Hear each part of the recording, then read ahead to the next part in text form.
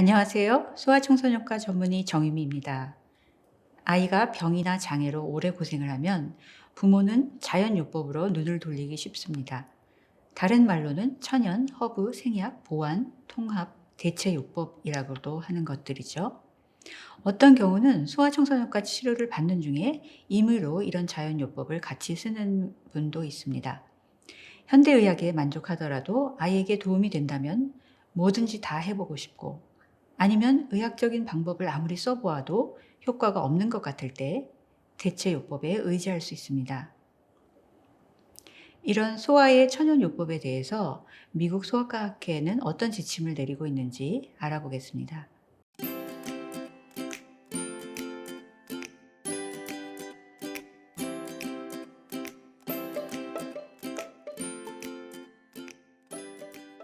우선 아이에게 자연요법이나 대체요법을 써보고 싶으면 임의로 하지 말고 반드시 소아청소년과 의사와 함께 상의하는 것이 좋습니다.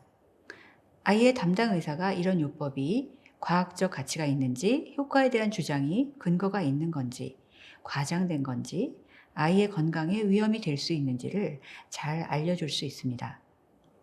구체적으로 미국 소아과학회는 이런 경우 소아청소년과 의사에게 첫째, 자연요법이 과학적 이점이 있는지 평가하고, 둘째, 직간접적인 피해를 일으킬 수 있는지 그 여부를 판단하고, 셋째, 가능한 모든 치료 방법을 부모에게 알려주도록 권고하고 있습니다. 일단 자연요법이라고 해서 모두 안전한 것은 아닙니다. 흔하지는 않지만 자연요법도 부작용이 생길 수 있습니다. 때문에 어떤 자연요법을 시작하거나 바꾸기 전에 담당 소아청소년과 의사와 상의하는 것이 안전합니다. 그때 이런 자연요법에 대해서 듣거나 읽은 내용을 이야기하고 처방받았던 약과 이런 제품을 모두 다 가져와서 상의를 하세요. 누구라도 상한 토마토나 멍든 과일은 눈으로 보고 사지 않겠지만 품질이 좋지 않은 건강기능식품이나 식이보충제나 생약을 가려내는 것은 훨씬 더 어렵고 어떤 경우는 전혀 불가능합니다. 또 자연이나 천연 제품은 실제로 일정 기간 합성 비료나 살충제 없는 땅에서 재배되어서 인증받은 유기농과는 다른 것입니다.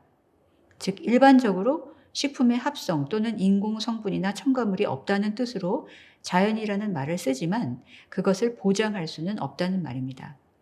특히 영유아나 어린 소아에서도 이런 천연요법이 어른들에서처럼 안전한지가 중요합니다.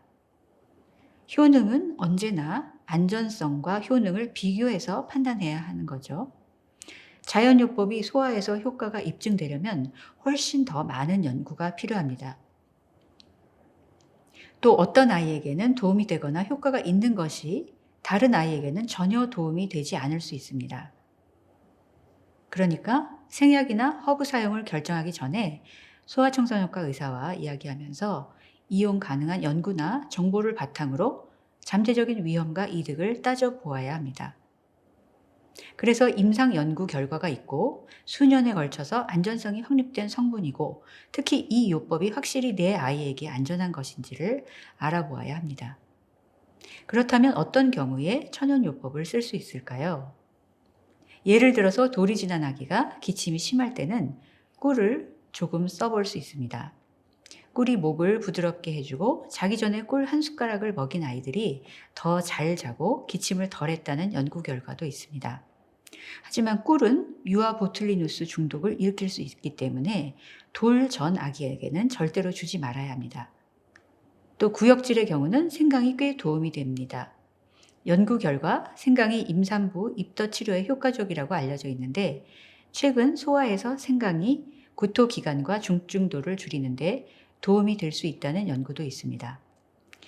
여기에도 꿀을 넣기 때문에 반드시 돌이 지난 아이에게만 먹여야 합니다. 생강차를 쓰거나 집에서 아주 쉽게 만들 수도 있습니다.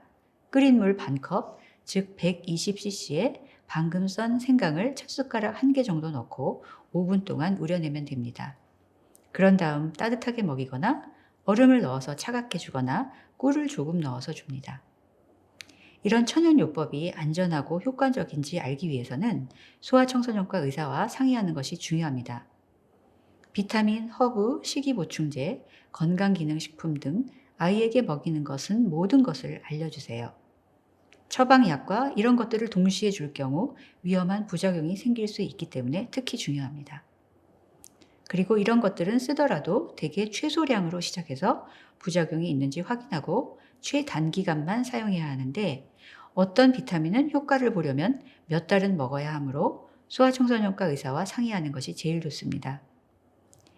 또 설명서를 잘 읽어서 아이 연령에 맞는지 보고 소아청소년과 의사가 특별히 지시하지 않았다면 체중에 따른 제품 설명서 용량대로 써야 합니다.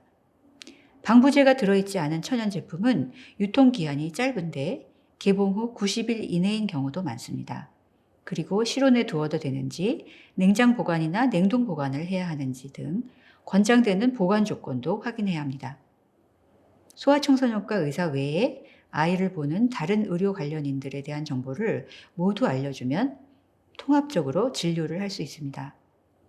담당 선생님과 이런 모든 것을 터놓고 이야기를 나누는 것이 가능한 가장 안전한 치료를 받을 수 있는 제일 좋은 방법입니다. 간혹 백신 대신 천연요법을 쓸 수 있는지 묻는 분도 있는데 이런 것들은 아이의 건강한 성장과 발달의 기본인 좋은 영양, 규칙적인 운동, 적절한 수면 습관이나 백신을 대신할 수 없습니다. 그러니까 만약 천연요법을 처방약 대신 사용할 생각이라면 먼저 담당 소아청소년과 의사와 상의하시기 바랍니다. 일반적으로 이런 것으로 진료와 처방약을 대신해서는 안 되기 때문입니다.